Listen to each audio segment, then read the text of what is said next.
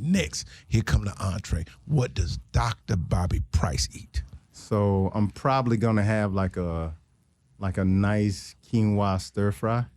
Oh, so, quinoa. There you go. So, here come that vegan shit. Yeah. That quinoa. All my friends, man, you ain't never had quinoa. Yeah. I hate quinoa, but I've had it. I like the way it roll off my tongue. So right, so quinoa. Quinoa. It sound like it's good for you. What else? Got you some quinoa. So I'm gonna get some oyster mushrooms. Yeah, so what you do is you take the oyster mushrooms, you put them in like a cast iron skillet, use a grill press it out, get all the water out of it, get a nice little, seared side on both sides. What? Season it up really nice. It's gonna taste like chicken, bro. Y'all always do that. I'm so tired of my vegan friends telling me, don't that taste like chicken? Don't that taste like shrimp? Why can't I just have shrimp? But here's the thing though, like I'm just teasing. I got friends in like New Orleans, right? Oh, and they'll eat like alligator. I'll be like, what it tastes like? They like chicken. So why I can't say my oyster mushrooms taste like chicken? Okay, you got me on that one. You got me. Now, as far as because actually I'm teasing you, but I've had all of the things that you're talking about. Gotcha. Like I had this. I literally had this mushroom. But it was a burger made out of mushroom and all veggies, and I could have swore the texture and everything about it felt like it was a burger, but it was all mushroom. Yeah, man, and that's why I started so I made 2 recipe books, and people are enjoying the recipes because they're like, well, I could eat like you if I could eat what you eat. And so that's why I made the recipe books. So let's talk about it. What's the name of the recipe? Let's get it out. So I have the first one is called Dr. Bobby's Healing Recipes and Remedies. So it's a combination of recipes and also some natural remedies, like we were talking about our grandmothers used to make. Yes, sir. So a couple of those, and then I have one coming out for the holidays, and this one's really dope. What I love about this one is the thought that came to me is like the biggest struggle people like me have is during family gatherings. I show up and there's nothing for me to eat. And then if I bring something to eat, people eat it all up. They go eat. They gonna eat it all up. They gonna eat your shit. Yeah. I'm telling you, because it tastes like chicken. It tastes like chicken. So, the thought I had was, all right, so all of those recipes that I grew up loving, that my mom used to smoke back in the days, I got Bobby. Okay, fried Micken. I got some mac and yeezy. Mac and yeezy. Mac and yeezy. What? I got some cornless cornbread. What? I'm trying to tell you. Hey, yo, this is Black Man Paradise right here. You got cornbread? I got burro. Oh, boy, right there. You almost lost your mind. He's like, oh, he's up. My producer was like, hey, yo. Yeah. So I got. So it's is it cornbread that tastes like cornbread, or is it cornbread that tastes like chicken? Actually, it's jalapeno cornbread. So it's really dope.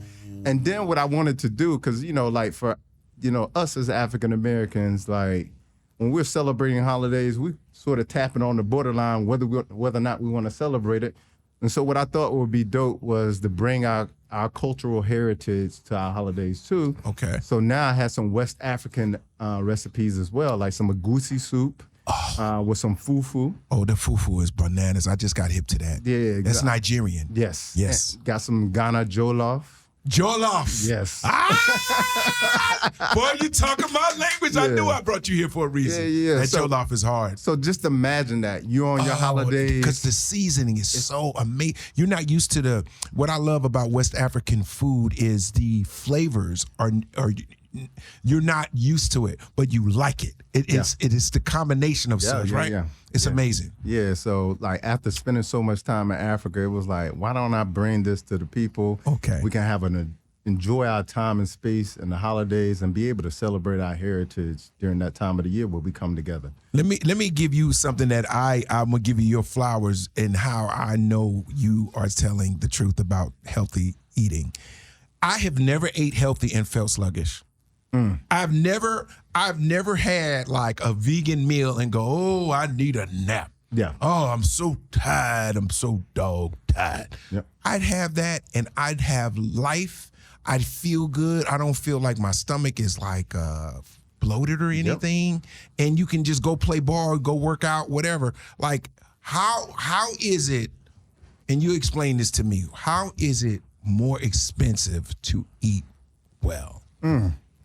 Well, me personally, Yes. I think it's a miscalculation. You think? Yeah, because what happens is people look at when they go to the restaurant because they can get a number one at Burger King for $7 Okay. versus going to a vegan restaurant and they got to pay $20. They look at it side by side. But what I'm looking at is like the true cost. So what's the true cost of eating Burger King and other like restaurants every day? You got to think about the toll that takes on your health. Oh my God. You got to think about the energy it takes away from you. You got to think about all of the digestive issues you're going to end up with. You got to think about how that leads to a lot of chronic conditions. I mean, you probably saw the documentary Super Size Me. Yeah. Where the guy ate McDonald's Oh my God. for 30 days straight and it almost killed him.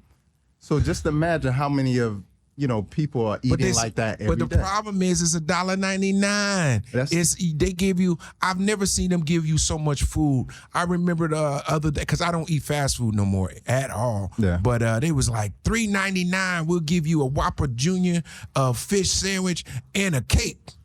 Yeah. I mean, they make the trash affordable. What? But here's the thing: is like, what's the cost of diabetes? It costs $17,000 a year for a diabetic. To be diabetic, it costs you $17,000 a year. Whoa. What's the cost of cancer? $42,000 to $100,000 a year. You understand? Right. And when you start to think about, I'm not even adding in other things that are surrounding that, like the loss of work, the loss of energy. You lose your life early, and now you don't leave anything to your family. When you start to think about, especially here in America, 75% of the population is either overweight or obese, and that's the number one leading risk factor for all-cause mortality. You got 66% of the population on a prescription medication. You got 60% of the population who has at least one chronic condition. And you got 40% of America who has multiple chronic conditions. I'm talking about concurrent situations. Diabetes, hypertension, autoimmune condition, multiple. Gout. Yeah. Like, black people always have some gout mixed with something. You know why? Why? So Nas just came out with an album called King's Disease. This is the third one, actually. Okay. I love the title because King's Disease actually is an old sort of moniker around the thought of people of royalty used to get this disease as a result of eating rich and royal foods like we're eating today. King's disease. But peasants never got these diseases because they couldn't afford to eat a lot of meat. They couldn't afford to eat a lot of sugary pastries. They was eating off the land. And so King's disease actually means gout. Your feet when you big as hell. Yeah, because one of the number one things that they tell you to do when you get gout is you got to stop eating meat. You got to cut your meat. Cut back. Yep, and your feet will come down. You got to walk around with Flintstone feet. You got to walk around with flip flops.